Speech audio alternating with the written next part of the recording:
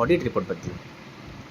Audit करण्यासाठी जेही केंद्रप्रमुख या हेडमास्टर या गटशिक्षण अधिकारी जेव्हा स्कूलला व्हिजिट करतील तेव्हा त्यांना व्यवस्थापक कन्सोलमध्ये जाऊन सर्च बाय स्टुडंटमध्ये जाऊन कुठल्या पण एका क्लस्टरच्या आत जाऊन त्यातल्या कुठल्याही शाळा निवडून त्यांना क्लास 5 किंवा क्लास 8 यातलं कुठलाही एक निवडून त्यांना विद्यार्थ्यांची लिस्ट दिसून येईल.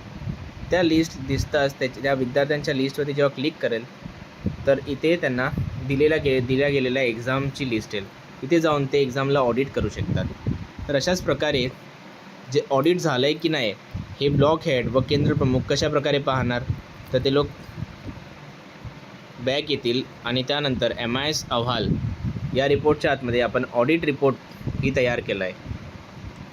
तर या रिपोर्टच्या माध्यमातून आता सध्या एकही ऑडिट रिपोर्ट नाही आहे, कारण की अजून परीक्षा सुरू नाही झाल्या आहेत. पण ज्या क्षणी परीक्षा सुरू होतील आणि ऑडिट व्हायला लागेल तर इथे फिल्टर करून म्हणजे क्लस्टर वाईज स्कूल वाईज ही ऑडिट केला जाऊ शकतो आणि इथे पूर्णच्या पूर्ण रिपोर्ट त्यांचा जनरेट झालेला असेल.